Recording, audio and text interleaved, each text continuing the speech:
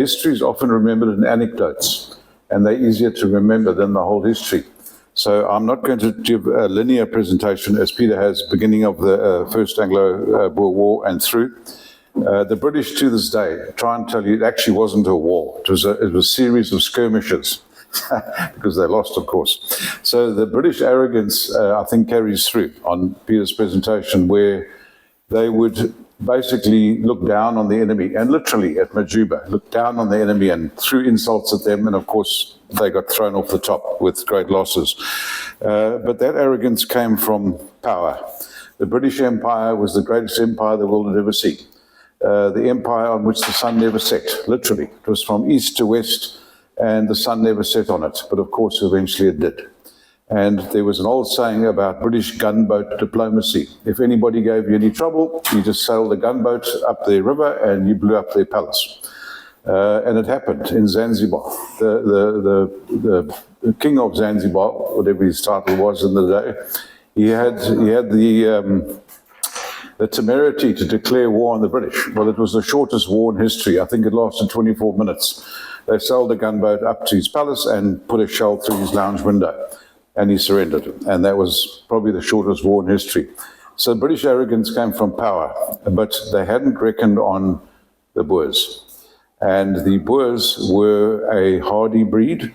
There's a very good description of them written by, remind me, who wrote the beautiful description of the Boers as the most virile, rugged race on earth. Herman Gillemere. The inventor of Sherlock Holmes. Correct. Sir Arthur Conan Doyle, thank you, who also wrote, of course, Sherlock Holmes. And he was also responsible for the Piltdown Man fraud. They thought they'd found the missing link, but he and a bunch of friends got a hold of an ape's skull or human skull and an ape's jaw, whatever, stained it with tea, made it look old. Remember, they didn't have DNA testing in those days, and they proclaimed this as the missing link, found in a quarry somewhere in England. And it lasted for years, the Piltdown Man, as the missing link, but it was a fraud by him. Bit of fun. My name, Cuan Elgin, is, you might have heard the name Elgin before. I heard it in the strangest places. In India, they'd say, wasn't Lord Elgin your ancestor? Because he did this. In China, they say, didn't your ancestor burn the Summer Palace? I'd say, well, not, he didn't personally do it, but his men got drunk after they won a battle and a fire ran out of control, and they don't want to hear the explanation. I'm personally responsible. In South Africa, the Elgin Commission, what was that? So that was to investigate the performance of the British Army in the Anglo-Boer War, called the Elgin Commission, and he came out here. He was the Foreign Secretary. So there are persistent rumors, but I cannot confirm or deny that we are related. So don't blame me for burning the Summer Palace, please. And also, you go to Greece, they say, didn't your ancestors steal the Greek marbles? They're in the museum in London. Yes, for safekeeping. And actually, he bought them from the Turkish governor of the time where they'd conquered Greece for quite a price, actually. And his first indication that this wasn't quite kosher was the ship they loaded it on in the harbor. They no sooner loaded it in Greece, a storm struck and the ship sank with all these statues on board. And somehow, in those days, they didn't have fancy diving equipment, of course, we're talking hundreds of years ago. They managed to actually salvage most of them. Wow. Yeah. Then they got sent off to the UK, and he proudly put them up in his own mansion. It cost him in those days about £78,000, which would probably be 78 million rand these days. And when he eventually realized that there's always going to be demands on these things from him, that he's been accused of stealing them, he offered them to the British Museum, and they bought them, I think, for £28,000. So it's quite a hefty loss. It virtually bankrupted him. So yeah, but the British came out here with the idea that there were a bunch of whiskered savages on the veldt, the Boers, you know, these unprincipled, backward people. But they found, as Peter very well described, very different people to what they expected. Very strong Christians, Bible in the one hand and voorlaai, musket in the other. And they took no nonsense. They were very pragmatic people. They saw themselves as one of the lost tribes almost, wandering in the wilderness, encountering savage tribes, etc. So they set off to escape British dominion in the Cape in the 1830s, as everybody knows, I'm sure, the Great Trek. And they went to look for essentially religious freedom. And also, they weren't being religiously persecuted, but they were just being generally oppressed. And they saw it as their sort of biblical mission, a quest to find open land where they could settle and live as they wanted to. And they'd no sooner settled in the Orange Free State and the Transvaal than the greatest mineral wealth treasure chest the world has ever seen was discovered right under their feet. And what seemed like an incredible blessing eventually ended up as a curse, because the greedy eyes of the rest of the world swiveled to them. And the British, of course, already had a strong presence here, so of course they thought they had first dibs. So there's many arguments, and you'll still see them today on all the military history sites, about how the Boers started the Second Anglo-Boer War. Peter has been through the First Anglo-Boer War, which the British essentially deny was a war. And the Second Anglo-Boer War is what I'll focus on, and Kruger's part in it, as in Kruger Day today. Started in 1899.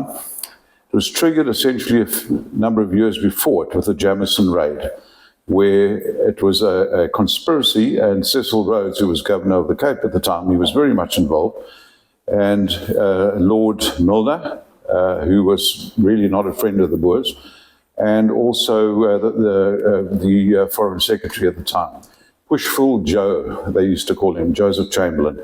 And between them, they came up with this plan to send a mounted column from what was in Rhodesia, or actually it wasn't even quite Rhodesia yet, of basically police and with volunteers, and they imagined they'd cruise straight into the Transvaal and annex the place, overthrow the government, again, the British arrogance.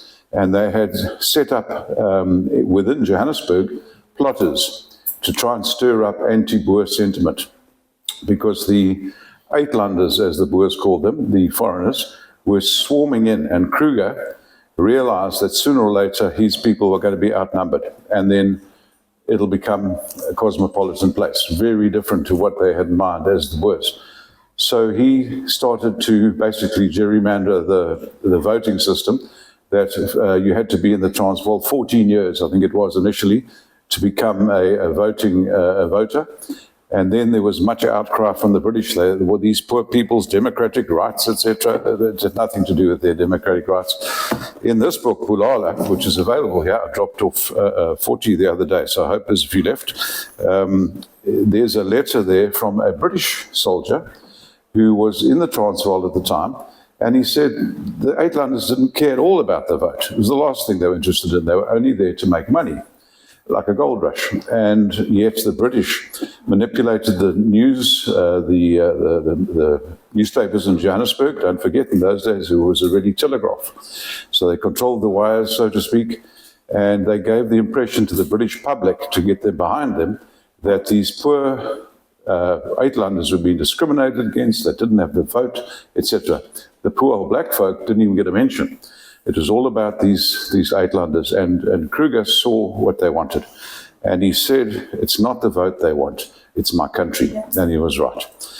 Talking of telegraph, the war that kicked off after the Jameson raid had failed, Kruger realized the threat that his republic was under. And he ordered something like, I think it was 30,000 Mausers, or maybe more, I can't remember the exact figure, it's in the book, from Germany. They were state-of-the-art bolt-action rifles, similar to the 303 there, but better. It was a very accurate cartridge. It was clip-loaded instead of magazine-loaded, and the soldiers actually preferred that. And the Boers were excellent shots. They'd spent their life on the veldt. They could shoot at moving targets like buck.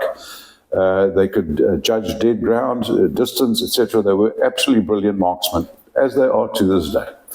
And so he ordered these Mausers, and then the British got wind that he was arming. So he transformed the Transvaal's military capability overnight by doing that. He also ordered some really good cannons from Krups in Germany and from Crissot in France, if that's the right pronunciation. That was the famous Long Tom, a couple of those. And these were the state-of-the-art cannons of the day. The French made good cannons, and they still do, actually. And, of course, so do the Germans. And so they were pretty well armed. People will ask, why didn't he order bayonets? because the Boers never used the bayonet. Right through their great trek, all the attacks they sustained against their lagers, etc., was hand-to-hand fighting very often. Bayonets would have been very useful. They tended to, once they'd fired a shot and the enemy closed with them, they'd swing their rifles around and use them as a club. Pretty effectively because they were long, but no bayonets, which would have been very effective to keep people out of your wagon circle, etc. Why didn't they use bayonets? They considered it ungentlemanly. So they'd rather bash you on the head with their rifle than stab you. They considered that ungentlemanly. But at the last moment, some general must have advised Kruger, look, the British have got no qualms about using bayonets, we better get some. And he ordered tens of thousands of bayonets. They never made it here. British blockade. They'd by then been tipped off that he was bringing in arms, and they blocked it. So the Boers went into the second Anglo-Boer War, or the second War of Freedom, as the Boers call it to this day, the Vryheidsoorlog. Without bayonets. The British had used the bayonets very effectively right through the Zulu Wars and various other wars. They were well known for it. As Peter pointed out, they would fire a volley and then bayonet charge. And no man, how brave, will stand and face a bayonet charge. When you've got a whole bunch of screaming Scotsmen, let's say, with their kilts flying, coming at you with bayonets, you get out the way. But so they went into that war without bayonets, but they were well armed. And I'm just going to, as I say, history tends to be remembered in anecdotes, incidents that happened, things people said, rather than the linear history, which as a historian you have to know, but you don't want to bore everyone with dates. So we'll stick to anecdotes. The Second Anglo-Boer War, or the Second War of Freedom, as the Boers called it, was called the Gentleman's War. As Peter pointed out, the Boers were known to be gentlemanly. They were rough farmers for sure, but they were brought up in a Calvinistic mindset. These were the biblical standards, and you stuck to them. And they were well known for their gentlemanly behavior towards an enemy which didn't always treat them in a gentlemanly fashion. We only have to think of the concentration camps, which were a product of that war, where the British realized that the commandos, who were highly mobile, the British army lumbered along as in sort of the Roman fashion. It was actually styled on the Roman way of fighting. And it was a very effective army against an army that came at it in the same way, sort of Napoleonic style, like a chess game. But the Boers didn't have time for that, and they were very mobile, which meant the British took heavy casualties. As you saw, those statistics, it was normally at least 10 to 1. At least 10 to 1, because the British had the attitude that they will never back off, they will stand their ground, etc. You saw the uniforms, they had a big white cross, aim here. The joke goes that the British wore red tunics so the enemy wouldn't see the blood. The British used to joke that the Boers wore brown trousers for a similar reason. Maybe not. But in terms of gentlemen's war, yes, there were gentlemanly occasions where people treated each other with great respect. And the most prominent anecdote, perhaps, is of General de la Rey, the famous General de la Rey, where the battle, I think it was the Battle of Tweefontein, the British general was badly wounded. And in fact, his horse fell on him and broke his leg. And they captured him. And General de la Rey sent him to a British field ambulance, because he knew he would get better treatment. They were more organized and they had better medical quality, instead of using him as a trophy to say, look, we've captured a British general. And in fact, after the war, in fact, towards the end of the war, that British general's wife wrote to General de la Rey and thanked him for his courteous treatment of her husband, and they became great friends after the war, the two generals. So this happens. But it was the first modern war, you could call it. They had, believe it or not, movies. It's the first war captured on movie film. So you can see these little British soldiers marching along, all very strange, but that was because the frames per second were different to now. But it was captured on movies. They had telephones. The British, when they eventually realized the only way to stop the Boers commandos is to devastate their farms, capture the women and children who were supplying the commanders with food, put them in concentration camps, etc. And then eventually, in desperation, they strung, nobody knows how many, not even the British, but it was thousands of blockhouses. Some of them are still standing. Beaufort West is a good one. Yep, some were very well built of stone and they're still standing. Some were just corrugated iron, 2 layers with sand in between to block the bullets, etc., assembled on site like a prefab, etc. Others were virtually forts. And between them, they strung barbed wire with tin cans hanging on it and all sorts to make a noise that the Boers try to get through. And that severely restricted the Boer movements. And it sort of works, but at great cost. And they put it at every railway junction, every road junction, etc., to try and trap the Boers. And it worked to an extent. But they had telephone lines between these blockhouses in those days already. And besides the signalling with the mirrors, they had telephones. And the Boers were, of course, cut the wires. But it worked to an extent that if one got attacked, one blockhouse got attacked, they could generally signal the other one because it was within sight, not generally more than a mile away, 1.5 k's, say. So the British went to great length and great expense. It cost them, the British, that war more than any, the 200 years previous wars put together. It cost the British that war. They threw in almost 500,000 troops at the end of the day, against what, at that stage, all that was left in the field was about 50,000 commandos, so about 10 to 1. Yet the casualties, as you've seen, on the First Anglo-Boer War were 10 to 1 in favour of the Boers. Second Anglo-Boer War, about 7,000 Boer soldiers, commandos, and about 22,000 British, 3 to 1. But the weight of arms eventually told. The British logistics were far better, slow and cumbersome, but far better. They captured the railway lines, etc. Kimberley was a big junction. The siege of Kimberley is quite famous. Of course, that's where, as Peter mentioned, Lord Baden-Powell started the Boy Scouts. They were used as messengers between the various emplacements. Lord Baden-Powell was also known as Lord Bathing Towel because he used to suntan with a towel around him. Yeah, quite a strange bloke. But anyway, he started the Boy Scouts, and at the siege of Kimberley, there was also some strange sort of gentlemanly conduct. Cecil Rhodes was trapped in the town. He basically tried to take over, and he really irritated Lord Baden-Powell. He had a very high-pitched voice, which is apparently very irritating, and he would come barging in and try and change everything, and so he was a real pain.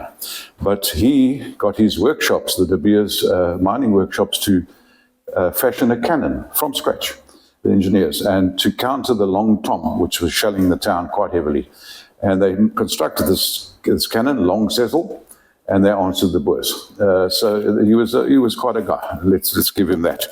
At the siege of Ladysmith in Natal, more strangely gentlemanly conduct. The Boers were besieging the town. They had the high ground around the town. They were shelling it. And then they noticed on a Sunday that the British were playing cricket. They thought, this is blasphemous. This is an abomination. So they shelled them. So it was okay to shell them on a Sunday for playing cricket on a Sunday. Quite strange thinking. And the Boers frequently used the church tower as an aiming point. So, yeah, strange stuff. And on Christmas Day, one shell came flying into the town and landed in the middle of the plain and didn't explode. And it was quite a hobby at that stage, because the siege went on for months, to collect bits of shrapnel and that as trophies, the townsfolk. And this thing didn't explode. So they were all looking at it very warily, and they gave it time, thinking there's a time fuse that didn't explode. So one of the officers said, well, I'm taking this as a trophy. You know, they picked it up. It was rather light. They disassembled it, and inside was a plum pudding. Happy Christmas, it said. So it was strange. But just to refer back to Siege of Kimberley, the engineer who designed and built Long Cecil to fire back at the Boers with their Long Tom, the first answering shot from the Long Tom, they had to back it off a bit because now the shells were there, killed him. Came through the hotel roof and killed him, the guy who designed and built Long Cecil. Quite strange. Strange things happen in war, as in life. Okay, other anecdotes which I think about Kruger are worth hearing. Now this one, I'll just paraphrase it because it's fairly long, but he went to visit Queen Victoria, the famous Queen Victoria, to ask for her to please recognize his people. This is before the Anglo-Boer War. And he didn't get much of a good reception, unlike the Zulu king, who had done the same thing.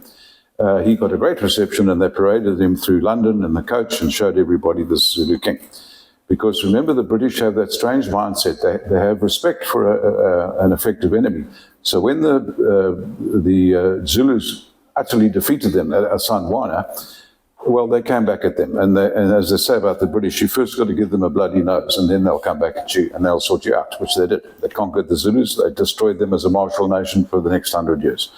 But because they'd lost so badly at the San Juana, they tried to praise their enemies, to say what incredibly good fighters they were, and so brave, and running into the guns with their assegais and so on, to make it look a little bit better for them, that this was indeed an incredible enemy, which they were, of course. But he didn't get much of a reception, Paul Kruger. But what happened, and this is true or not, take your pick, I think a Brit wrote it, that he was invited to tea at Buckingham Palace with Queen Victoria. And he loved to smoke a pipe. And Queen Victoria hated tobacco smoking. So after a lovely dinner, which during the dinner, they put next to Paul Kruger, allegedly, a little bowl of warm water with a bit of a lemon in it, a bit of slice of lemon. And he looked at this and he tasted it. And he thought, well, he'll be polite. And he took his spoon and had a few sips. He thought it was a very thin lemon soup. Didn't realize it was a finger bowl. Anyway, the Queen, being the lady she was, didn't say anything. What did she do? She picked up her spoon and also tasted it, just to make him feel better. But at the end of the meal, which was a great meal apparently, and he whipped out his smelly old pipe, a footman came over and said, sorry, President, would you mind just smoking on the veranda? So he said, sure. So out he went, lit his pipe, and as they did in those days, they actually had to put signs all over South Africa. Some of them are still up. No expectorating, do not spit. People used to chew tobacco and spit and smoke and spit and whatever. It was a done thing, and it spread disease, tuberculosis, etc. So some of the older railway stations, if they haven't been nicked, the signs say no expectorating. So you'd have to be educated to know what that was, and probably the educated didn't spit. But either way, Paul Kruger sat down on the stoop, on this bench with his old pipe, and a footman kept an eye on him, and he spat on the ground on the stoop. The footman was horrified. He rushed out and he got a spittoon. They even had spittoons in those days. Probably had a bit of sand in, a little vase thing, a vase, and that you were supposed to spit accurately in, not on the floor and all over the place. So he moved it up to Paul Kruger. Kruger looked at it, puffed it, and he spat on that side. And this went on, and the footman moved it there, thinking that's his preferred spitting side. And he kept moving it, and Kruger kept spitting it. And eventually Kruger said to him, if you don't stop moving that fancy vase around, I'm going to spit in it. So it's probably a British story. But anyway, yeah. So a few little anecdotes about him. How's that time? Okay, 10 minutes. Bear with me. The Gentleman's War turned out to be nothing of the sort. And the estimated close to 30,000 Boer women and children who died in the concentration camps, many historians say it was a deliberate, slow starvation. They were on very poor rations. All the good food went to the army, to the troops. The medical facilities were poor. Very often the water was fouled by horses drinking and trampling it, etc. So cholera, measles, all sorts of things spread. And the children were, of course, the most vulnerable. And they died by the thousand. And I'll think of the name of the concentration camp. But the strangest thing happened when I was writing this book, this many years ago. It took 2.5 years to write, by the way, because you've got to be sure of your facts. So I wrote it as a novel, but it's historically accurate. And people say, well, why do you write as a novel? Why don't you just write documentary? I'll say I'd write as a novel, historically accurate novel, a novel history, because I can then say what I like. Because if somebody says, you can't say that, as in political correctness, I say, no, I didn't say that. A fictitious character in a novel said that. So you get away with a lot. But there was a concentration camp where the children were dying every day, by the dozen. And the mothers were absolutely distraught. And to get, and I won't find the actual verse, it's in here, but basically it's to commiserate or console themselves. They read in the Bible that God said, I know when a sparrow falls, even a sparrow. I know every hair on your head. So don't think you're alone. I know your children are dying. It's in Matthew, basically. So they took comfort from that. And after the war, the ladies from that concentration camp asked the wife of the president of the Free State, who had some sway, if they could print on the smallest coin, because in the Bible it says, even in the marketplace, 2 sparrows are sold for 1 farthing, the tiniest coin. So they're almost worthless, but they're not, because God knows when a sparrow falls. Wilbur Smith wrote a famous book, When the Sparrow Falls, something like that.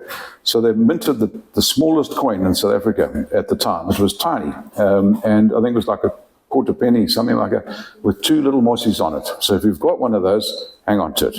Unfortunately, when the new regime came in, they did away with it. So new money, and we had the famous St. Nelson on. And I'm not talking about Admiral Nelson. Okay, in terms of Kruger's fears for his republic was this influx of foreigners and the gold bugs, as they were called, which were essentially East European, very often Jewish financiers and bankers who came in and financed all the mining works, etc. But bear in mind, the Boers did not have mining technology. They were agriculturalists. So this was a whole new ballgame. So they had to accept that foreign engineers would come in and do the mining. It was mostly deep, not alluvial.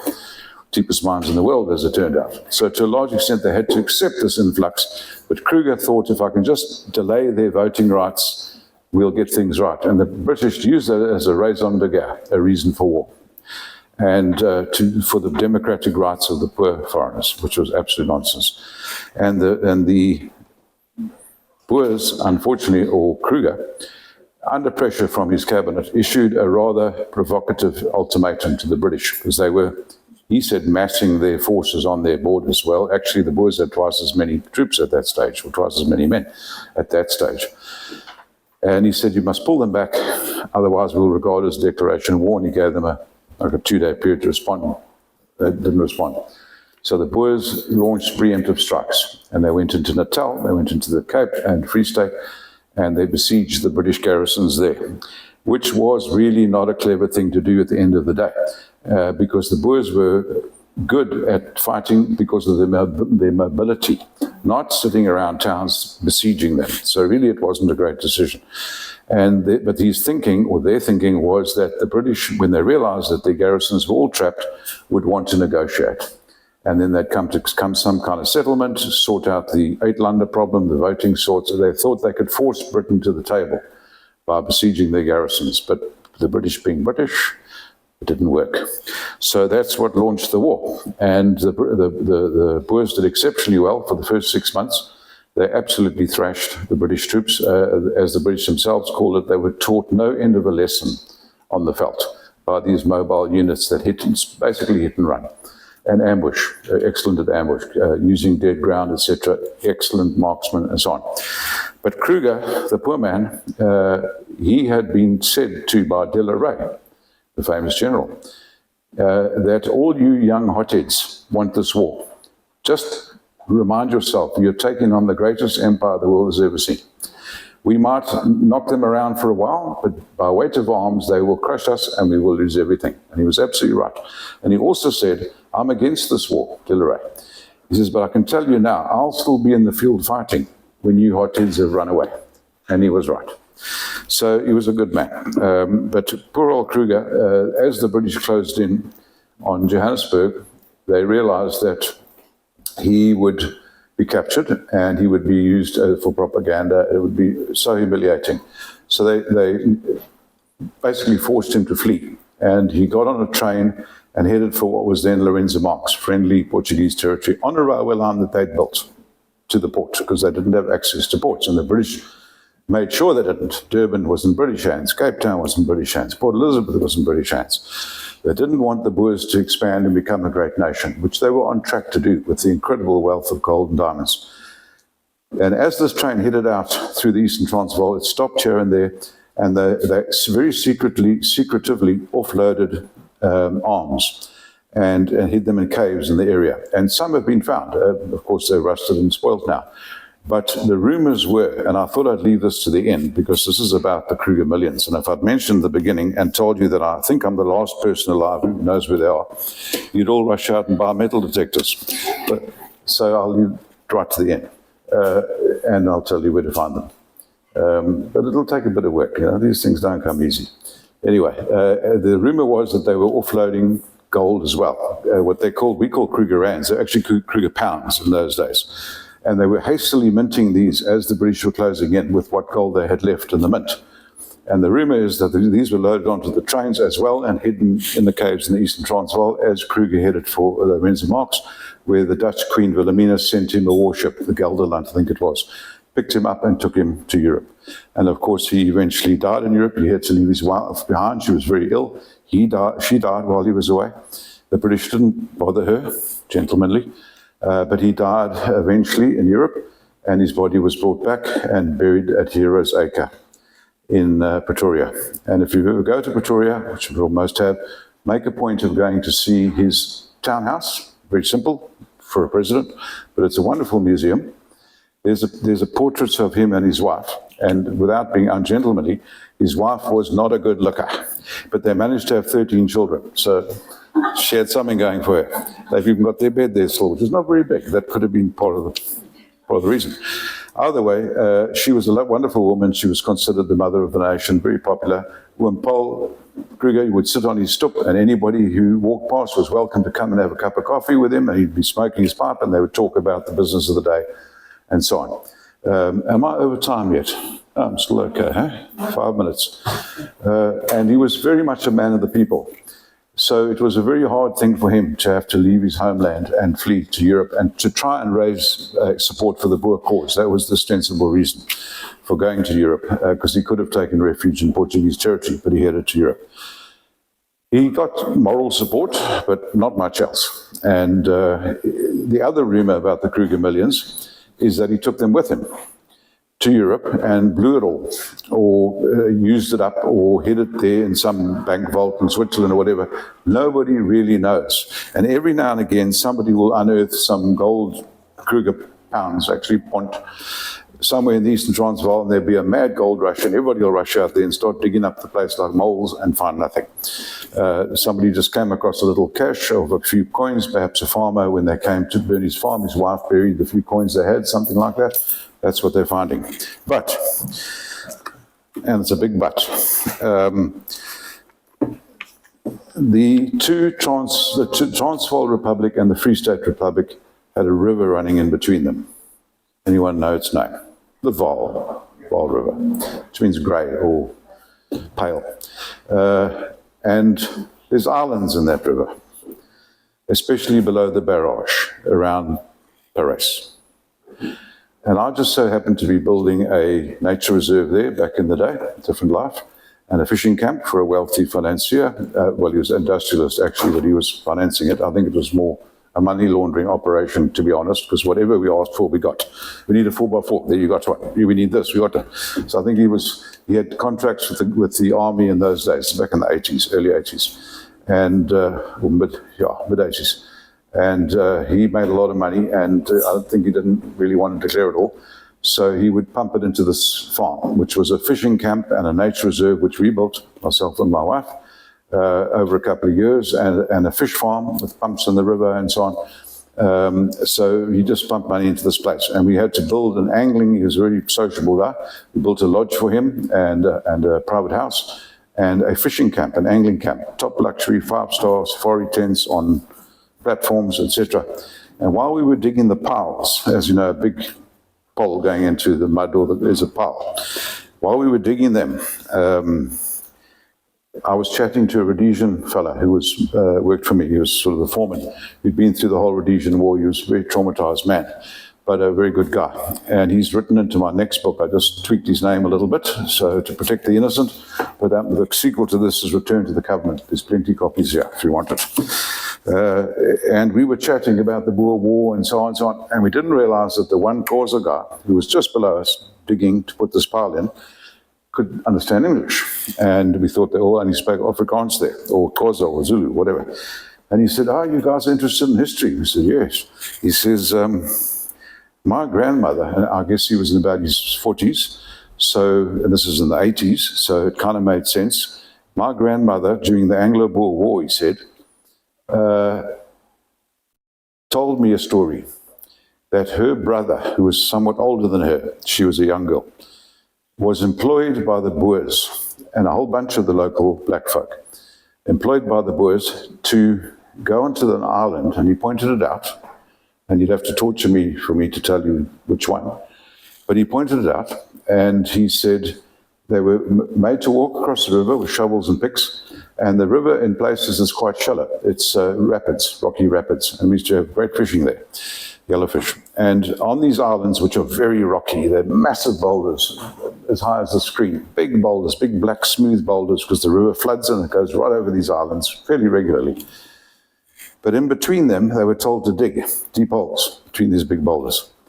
And she said, and then the Boers carried very heavy chests, wooden chests, locked, steel bands, everything.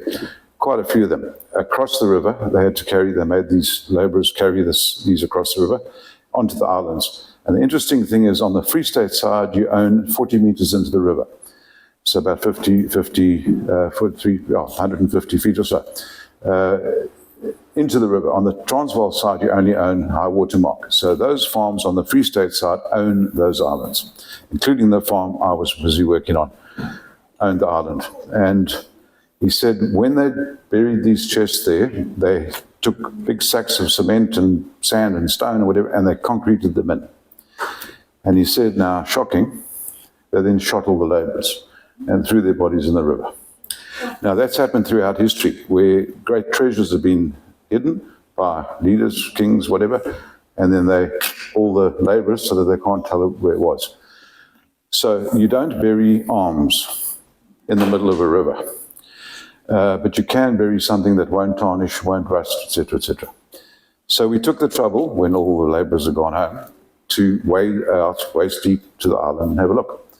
And there it was. In between some of these big black boulders was very weathered concrete. You could tell there was a matrix. It wasn't natural. It wasn't sandstone or anything, but it very weathered, and the river flowed over it many times, etc.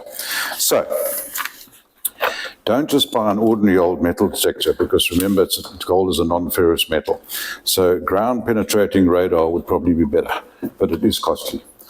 But thank you. Thanks a lot. You have now questions? Yes, sure. Any questions about history or find firms? But then how did he come upon the story if all the workers were shot? She saw it, this lady, including her brother, getting shot. And she said she lived in fear the rest of her life that someone had noticed her sneaking through. She was bringing him his lunch. And as she almost got there, she saw this happen. So she feared for the rest of her life, according to this chap who told us the story, that the Boers would come back and get her, because somebody might have noticed what they'd done. So the story had a ring of truth to it. There was no reason he should tell us the story.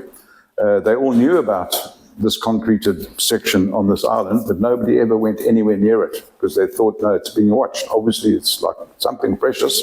They didn't know it was gold, but they realized it was something precious, and that anybody who went there and messed around there, the Boers were still in the area, still farming there, that they were keeping an eye on it. So it's just another legend, but it's an interesting one. We recently visited Kruger National Park in May and June, and on our way there, we visited the Sutwalu Caves. Oh, yes.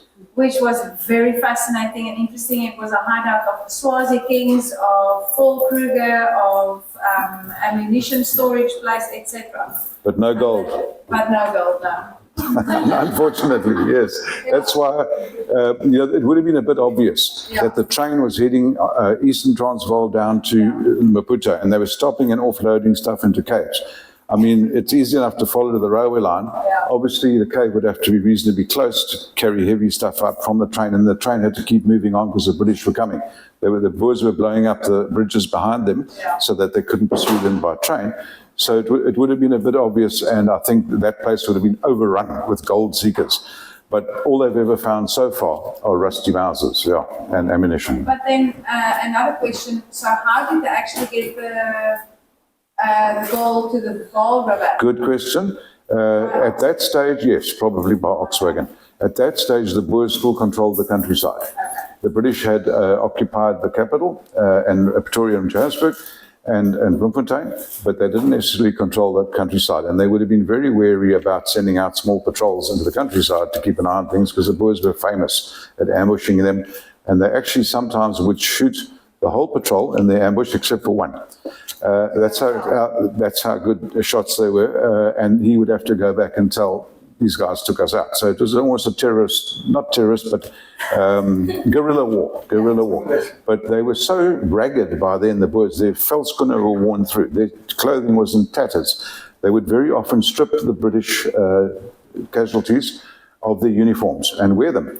Not the helmet, though. That was a bit obvious. Well, it was good helmets, but it was a bit obvious. But they liked their floppy hats. But they knew very well that if they got captured in British uniform, they would get shot on the spot. That's how war works. If you wear the uniform of your enemy to deceive, as a spy perhaps, they'll take you out. So they used to remove the emblems, the buttons and the little badges and whatever. But still, it was still British uniform. Yeah, sometimes with bullet holes in. Yeah. Any other questions? I saw that. Yes, young man. Why didn't you go and try to get the gold? Good question. You would have to take a generator there and a big jackhammer, or dynamite it, etc., which would have attracted attention. So I thought I'll go back sometime in my later life. But bear in mind, this is 40 years ago. And, you know, we often say that in life, no, we'll go back to this place. Even when you're traveling, never do that. You see an interesting looking alleyway and you think, have I got time to go and have a look down there? I'll do it on my next trip. Maybe there isn't a next trip. I've done that many times in the world. One was a book in Berlin. I saw a book I'd wanted for years. It was a 100-odd-year-old book, Peel's History of the Nations, the history of South Africa up until just before the first Anglo-Boer War. So it was priceless. And I had to choose between buying it in 20, 30 euros or whatever it was, or taking my wife to dinner in Berlin, because we were leaving the next day. Guess who won? My wife. I didn't even ask her, I just took her for dinner. But I always thought, I'll never see that book again. But I did. I was working at Hemingway's famous bookstore in Hermanus. I had an interest in it. And guess what arrived one day in a crate? With a whole lot of other states to buy old books. There was one, so I managed to get it. But interesting, a guy used to bring milk crates of books into us and sell them to us. He just had a nose for books. He went to a kermis, a fair, at the Anglo in Caledon, which is about 40 k's away. And it basically was the end of the day. And he went to where they were selling books. And there was a milk crate with these tatty books on for 50 rand. And he thought, oh, okay, well, I'll take them. And he used to bring them into Hemingway's and books that had some value to collectors. At the bottom of this milk crate, which he only realized when he got home, was a massive leather-bound Bible. Ancient, like hundreds of years old. He did a bit of research and he found out there were only two in existence. And the other one was in the Ottawa Museum in Canada. It was a national treasure. So he contacted them and they said, you're not supposed to have that. That was stolen from wherever, like 100 years ago. How did it end up at an Anglo Kerk in Caledon? They flew somebody out to come and get this book because they owned it, or they're supposed to own it. They paid him a finder's fee, but it was literally priceless. Yeah, so keep an eye out for old books. Sorry, that young lady, you had a question? I also wanted to know if you knew where the gold was lying. I thought I'd go back one day when I owned that farm. Because you have to own the farm, of course, if you want to go smashing around on the island without, picking up problems. But unfortunately, the chap who owned the farm, this rich fella, he's passed on now. He's actually buried on that farm. His widow is still around, so I might go and have a chat to her one day. But you can go and look. You can try your luck. Try and buy the farm. I'm not going to tell you the name of it. But didn't so it's only you and the Zulu guy that knew? No, it was the Rhodesian chap next to me, my foreman. He also had a look, but he's in New Zealand now, so he's out of the picture. But I see that's all you're interested in, the gold. And that's all Britain was interested in, the gold, yeah. Anything else? But how does only nobody gone for it? Because I haven't told anybody, but now I've told you. So you're all heading for the Free State, eh? The next train for the Paris only leaves on Monday. So, yeah. And you need a lot of equipment, eh? We have the weekend to work on it. Thanks a lot. Thank you.